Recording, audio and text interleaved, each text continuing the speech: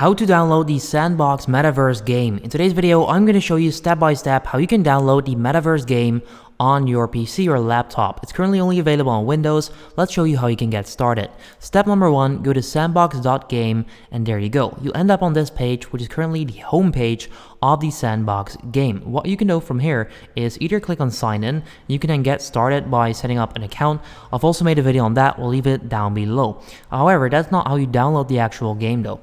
If you want to download the game, you simply go to the left side right here, click on create, and then you can go to download. Game maker, craft your game, coding not required. So first of all, you're going to click right there.